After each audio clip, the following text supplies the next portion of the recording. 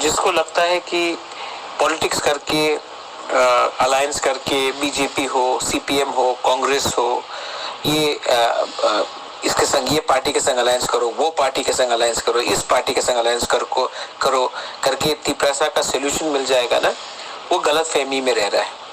आप लोग, हमने नोटिस किया है पिछले 2-3 महीने में, कोई आके मुझसे पूछता है सीपीएम के संग जाओ, कोई आके बोलता है कांग्रेस के संग जाओ, कोई आके बोलता है बीजेपी के संग जाओ, कोई बोलता है तृणमूल के संग जाओ। मैं आपको बोलना चाहता हूं कि हम लोग कभी अकेला नहीं फाइट कर सकते क्या? कि हमें पैसा का इतना लालच है कि बीजेपी या सीपीएम या कांग्रेस से अलायंस करके थोड़ा पैसा ले ले और अपना तिपरासा एरियाज में फाइट नहीं करे?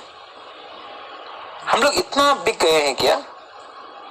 मैं बुबागरा बोल रहा हूं और मैं आपको फिर से बोल रहा हूं क्योंकि ये वॉइस मैसेज देना इंपॉर्टेंट था कि हम लोगों का वफादारी दफा के संग होना चाहिए। हम लोग क्या एक बार अकेला नहीं लड़ सकते? हमको क्या इतना पैसा का दरकार है कि अलायंस कर ले, थोड़ा पैसा लेकर सीट किसी और को दे दे? कभी तो सोचो तिपरासा के बारे, लीडर लोग। कभी तो पॉलिटिक्स को पीछे रखो और जाति को सामने रखो और दफा के लिए एक बार फाइट करो। विलेज काउंसिल जीतो, असेंबली जीतो, हिंदुस्तान खुद ब खुद आपको अपना कॉन्स्टिट्यूशनल सोल्यूशन देगा। एक बार अपने दफा के लिए फाइट कर लो। 70 साल से कॉम्प्रोमाइज करते करते, पैसा लेकर सीट देते देते आज हम लोग कहीं के नहीं रह चुके हैं।